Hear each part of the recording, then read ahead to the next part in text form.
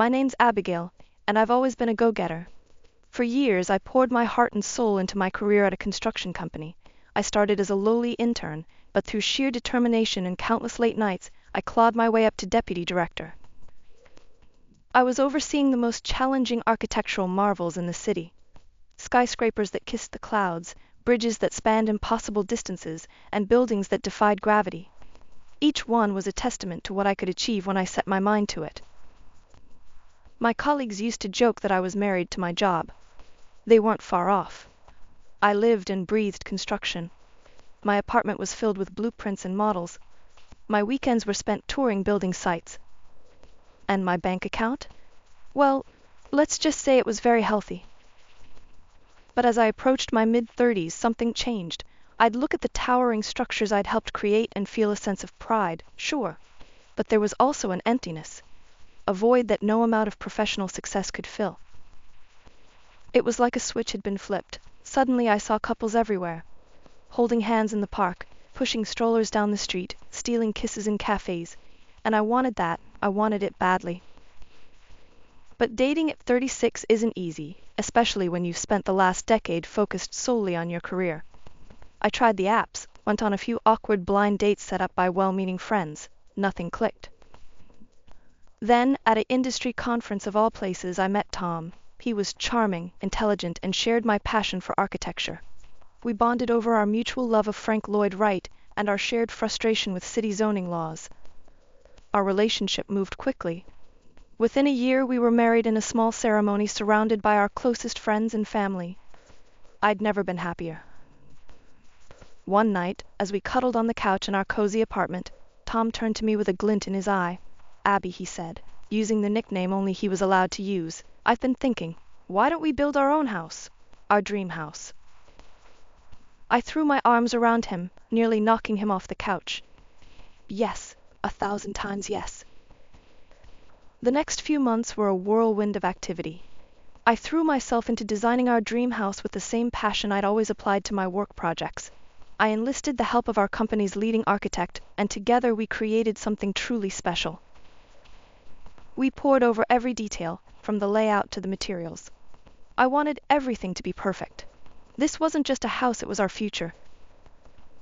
To fund our dream, we made the decision to sell our apartment. It was a big step, but we were both so excited about the prospect of our new home that we didn't hesitate. As construction began, I found myself spending more and more time at the site. I'd stand there, watching our plans come to life, brick by brick. It was exhilarating. "You know," Tom said one day, as we stood arm in arm, watching the framework of our house take shape, "there's still one thing missing from this picture." I looked at him, puzzled. "What's that?" He placed a hand gently on my stomach. "A little one to fill all these rooms." My heart skipped a beat. We'd talked about having children before, of course, but always in a vague, someday kind of way. But now, with our dream house becoming a reality, the idea suddenly felt very real and very right. The next 2 years were the happiest of my life. Our house was completed, and it was everything we dreamed of and more. Every room was filled with love and the promise of the family we were going to create. And then finally it happened. I still remember the moment I saw those 2 pink lines on the pregnancy test. My hands were shaking so much I could barely hold it. "Tom," I called out, my voice trembling with excitement. "Tom, come here."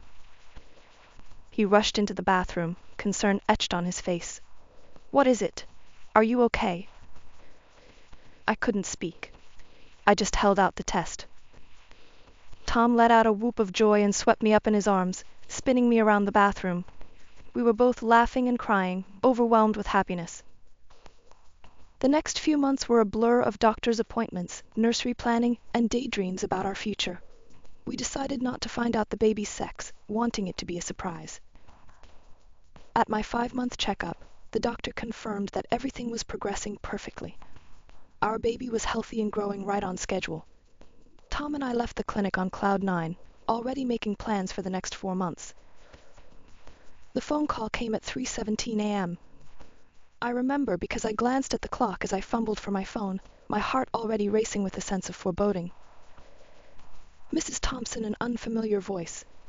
"I'm afraid there's been an accident." The next few hours passed in a blur. The hospital, the doctor's grim faces, the words that shattered my world. I'm sorry, we did everything we could. Tom was gone, just like that. A drunk driver, they said. He never stood a chance. I don't remember much of the following days. I moved through the funeral like a ghost, barely registering the sympathetic touches, the murmured condolences. Weeks passed. I couldn't bring myself to go back to work. The thought of facing those towering buildings, those grand projects that Tom and I had once marveled at together, was unbearable. My boss, Jim, came to see me at home. He sat across from me, his face etched with concern. "Abigail," he said gently, "I think it might be best if you took some time off. Permanently, if that's what you need. We're prepared to offer you a substantial severance package. You won't have to worry about money." I should have felt grateful, but I felt nothing. Just a vast, empty numbness. As the weeks turned into months, I focused all my energy on my unborn child. Finally, after what felt like an eternity, my son was born. As I held him in my arms for the first time, I felt a spark of something I thought I'd lost forever: hope. I named him Thomas, after his father. As I gazed into his tiny face, I saw echoes of Tom: the same nose, the same chin. It was both heartbreaking and healing. As Thomas grew, so did my love for him. He was a bright, curious child, always asking questions, always wanting to learn more. He excelled in school, bringing home report cards that made my heart swell with pride. As much as I loved watching Thomas thrive, I knew I needed something for myself too. So when he started school, I took a job at a small local construction firm. The salary was nothing compared to what I used to make, but that didn't matter. What mattered was that I could be home when Thomas got back from school, that I could attend his soccer games and help with his homework. We lived simply, but we were happy. Our house, once a symbol of the life Tom and I had dreamed of, became a home filled with laughter and love. And while the pain of losing Tom never fully went away, the joy of raising our son helped ease the ache. The years flew by, and before I knew it, Thomas was graduating high school. I stood in the audience, tears of pride in my eyes as I watched him accept his diploma. My little boy was all grown up. I got in. Mom, Thomas burst through the door one day, waving an acceptance letter. "I'm going to State University." My heart swelled with pride, even as it ached at the thought of him leaving. "That's wonderful, honey. I'm so proud of you." The day I dropped him off at college was one of the hardest of my life. As I helped him unpack in his dorm room, I couldn't help but think of my husband, wishing he could see the amazing young man our son had become. The house felt emptier than ever without Thomas, but I threw myself back into work, taking on more responsibilities at the construction firm. My experience and skills hadn't faded, and soon I was managing major projects again. I used my increased earnings to pay for Thomas's tuition and send him a monthly allowance. It was tight sometimes, but seeing him thrive made it all worthwhile. After graduation, Thomas decided to stay in the city where he'd gone to college. He landed a good job at a tech startup, and I couldn't have been prouder. I'd visit him most weekends, and we'd explore the city together. "Mom, you've got to try this new sushi place," he'd say. Or, "There's an art exhibit I think you'll love." Those weekends were precious to me, a chance to reconnect with my son and see the man he was becoming. Then, about 3 years after he graduated, Thomas called me, his voice brimming with excitement. "Mom, I've met someone. Her name's Jessica, and she's amazing." I was thrilled for him, of course. But as the weeks went by, I started to notice changes. Thomas began asking for more money, talking about expensive restaurants and designer clothes. "Mom," I was thinking, "maybe you could help me buy a car," he asked during one of our calls. "Jessica's family all drive really nice cars, and—" That's when alarm bells started ringing. "Thomas," I said firmly, "I love you, and I want you to be happy. But money can't buy love. If Jessica cares about you, it won't be because of expensive gifts or flashy cars." There was a long silence on the other end of the line. When Thomas spoke again, his voice was cold. "You just don't understand, Mom. Things are different here." After that, our calls became less frequent, our weekend visits rarer. It hurt, but I told myself it was just a phase. A year later, Thomas showed up at my door with a beautiful young woman. "Mom, this is Jessica. We're getting married."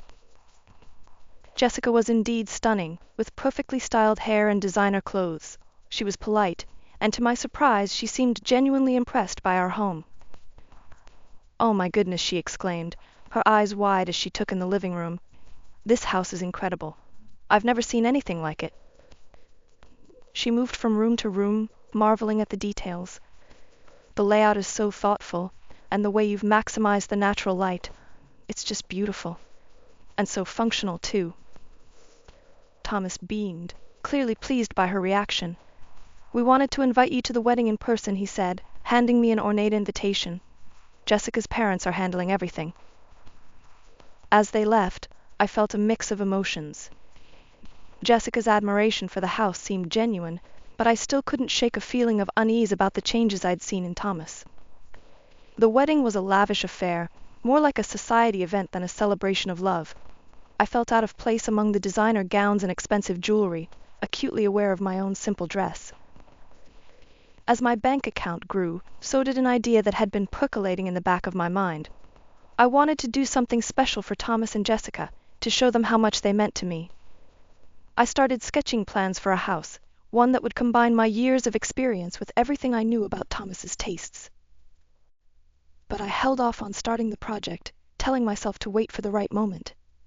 As it turned out, I didn't have to wait long. One sunny Saturday afternoon, the doorbell rang. To my surprise, Thomas and Jessica were standing on my porch, looking slightly nervous. "Mom," Thomas said, "we've been thinking. You're all alone in this big house, and well, we've decided to move back to the city. We thought maybe we could live here with you." The next few weeks were a whirlwind of activity as I helped Thomas and Jessica settle in. At first, everything seemed perfect. We had family dinners every night, and I loved hearing about their days over morning coffee. But as the weeks wore on, things began to change. It started small, Jessica rearranging the furniture without asking, or complaining about the brands of food I bought. Then one evening, as I was preparing dinner, Jessica swept into the kitchen, her nose wrinkling. "Abigail, darling," she said, her voice dripping with false sweetness, "don't you think it's time we upgraded our menu a bit? Perhaps some foie gras, or at least a nice vintage wine. After all, this is our home now." "Actually," I said gently, "this is still my house. I'm happy to have you both here, but—" I didn't get to finish. Jessica's face contorted with rage. "Thomas," she shrieked. "Thomas, come here. Your mother is being impossible." Thomas came running, and to my shock, he immediately took Jessica's side. "Mom, what's your problem?" he yelled. "Can't you just do this one thing for us?" From that moment on, the atmosphere in the house became unbearably tense. Thomas and Jessica barely spoke to me, whispering to each other and falling silent whenever I entered a room. Then, one evening, I overheard a conversation that chilled me to the bone. I was about to enter the living room when I heard Jessica's voice, low and insistent. "We need to get her out, Thomas. This house is wasted on her. Think of what we could do with it." I froze, unable to believe what I was hearing. But Thomas's response was even worse. He actually laughed and said, "You're right, Mom's had her time. Maybe we should start looking into nursing homes. I hear the state ones aren't too bad." I couldn't contain myself any longer. I stepped into the room, shaking with anger and hurt. "Is that really what you think of me, Thomas? After everything we've been through?" Thomas looked startled, then guilty, but as he glanced at Jessica, his expression hardened. "Mom, I think it's time you left. This is our house now." I felt as if I'd been slapped. But in that moment, a lifetime of strength and determination surged through me. I drew myself up to my full height and looked my son straight in the eye. "No, Thomas," I said, my voice steady despite the turmoil inside me. "This is my house. The house your father and I dreamed of. The house where I raised you, and you." I paused, my heart breaking even as I said the words. "You are no longer welcome here. Both of you, get out." Thomas and Jessica stared at me in shock, clearly not expecting this response. As they gathered their things and left, I felt a mixture of pain and relief wash over me. The door closed behind them, and I sank onto the sofa, finally allowing the tears to come. The morning after I kicked Thomas and Jessica out, my phone started ringing incessantly. I let it go to voicemail, not ready to face the fallout. But as the days passed, the messages became more frequent and more aggressive. Finally, I answered one of Thomas's calls. His voice was cold and businesslike, a far cry from my loving son. "Mom, I've been doing some research," he said without preamble. "As Dad's son, I'm entitled to inherit from him. I want half the value of the house. If you don't cooperate, I'll take legal action." I hung up, my hands shaking. How had it come to this? The son I raised, threatening to sue me. Despite having the means to pay Thomas off, the thought of rewarding his behavior made me sick. The plans I'd drawn up for their new house now felt like a mockery. I shoved them into a drawer, determined not to give them another thought. Feeling lost, I reached out to Jack, an old friend of Tom's who had become a lawyer. We met at a local cafe, and I poured out the whole sordid story. "Abigail, I'm so sorry you're going through this," Jack said, "but I can assure you, legally you're in the clear. Tom's will left everything to you, no conditions." I felt a wave of relief, quickly followed by a surge of guilt. Should I be glad that my late husband had, inadvertently, protected me from our own son? Jack must have sensed my conflicted emotions. "Look, if Thomas does decide to sue, there will be some costs involved. You'll have to go through court proceedings, which can be stressful. But based on what you've told me, he doesn't have a leg to stand on." I clung to the hope that Thomas might come to his senses yet, even as his calls became less frequent. Maybe he was realizing the error of his ways. Maybe things would get better. Then came the morning that shattered that illusion. I woke up early, as usual, and went to get the newspaper. As I opened the front door, something caught my eye. There, stuck in my perfectly manicured lawn, was a giant for sale sign. As I stood there in shock, Mrs. Henderson from next door came over, concern etched on her face. "Abigail, dear, are you moving?" I had no idea. "We'll miss you terribly in the neighborhood." I opened my mouth, then closed it again, at a loss for words. How could I explain something I didn't understand myself? More neighbors gathered, all full of questions I couldn't answer. Who was the realtor?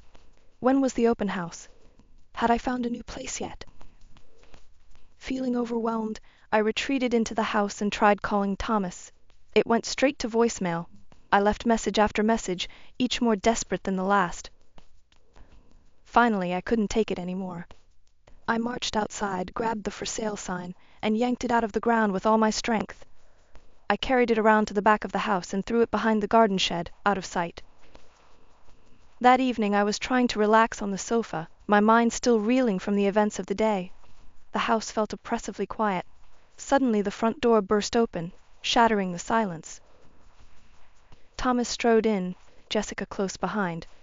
But they weren't alone. A well-dressed couple followed them, looking around with obvious interest.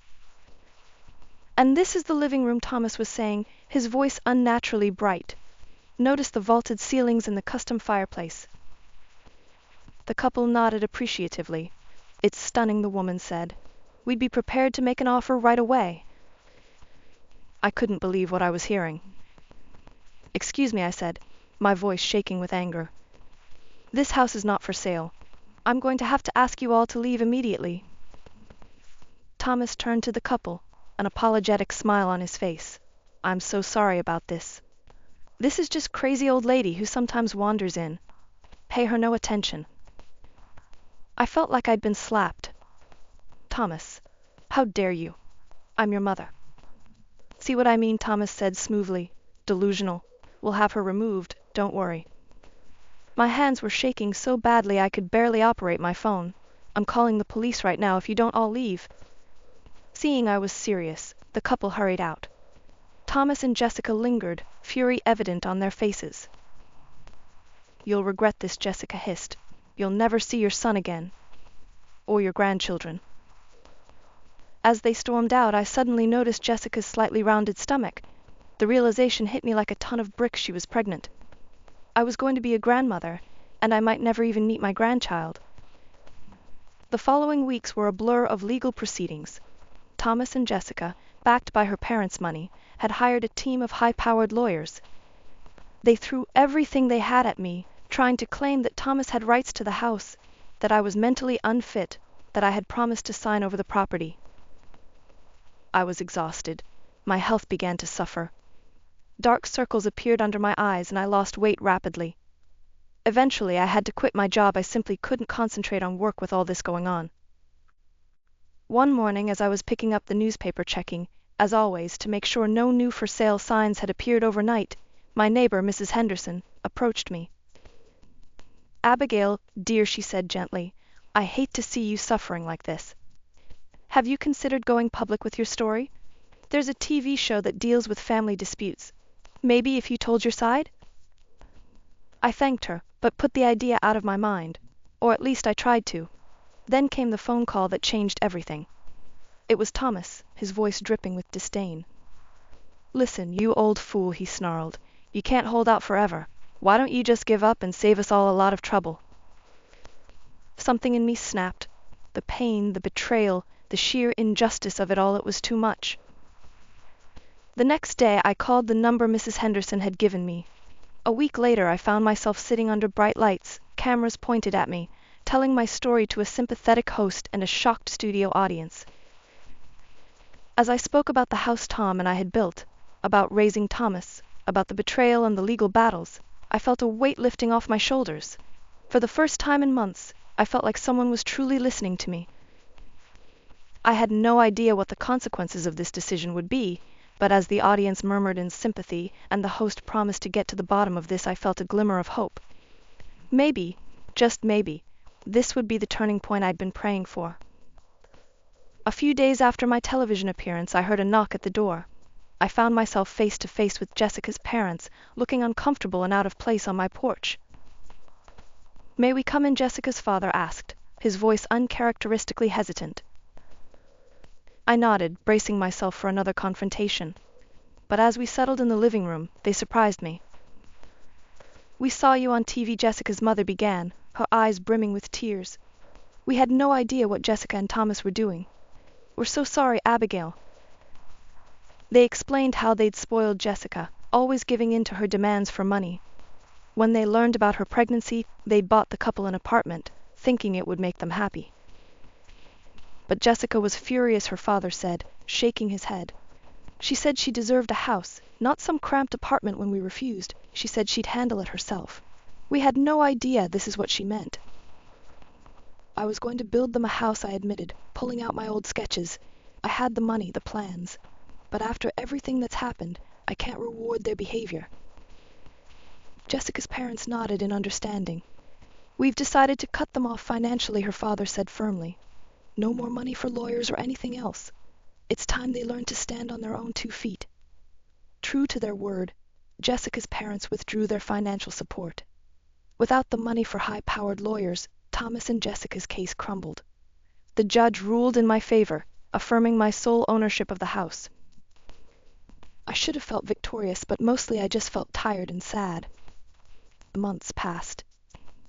I heard through the grapevine that Jessica had given birth to a boy, my grandson. The news brought a bittersweet ache to my heart. More time went by.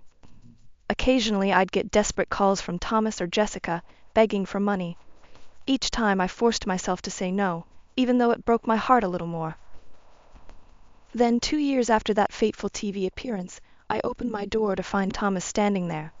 He looked terrible, thin, unkempt, with dark circles under his eyes.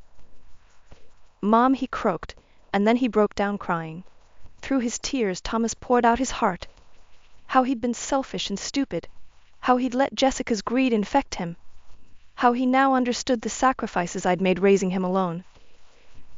Part of me wanted to wrap him in my arms like I did when he was little, to tell him everything would be okay. But the wounds were still too fresh. "I'm not ready to forgive you, Thomas," I said gently. "You hurt me deeply. But I'd like to meet my grandson." We worked out an arrangement.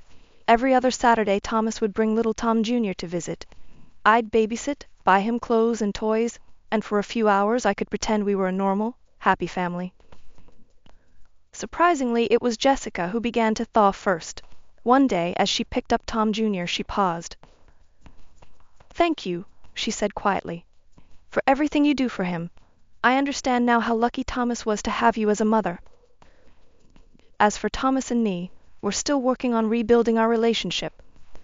Some days are better than others. Sometimes when he smiles, I see glimpses of my little boy, and other times, the memory of his betrayal is too strong to bear. I don't know if I'll ever fully forgive him. The trust we once had may be gone forever. But as I watch Tom Jr. playing in the garden that his grandfather and I once dreamed of, I feel a sense of peace.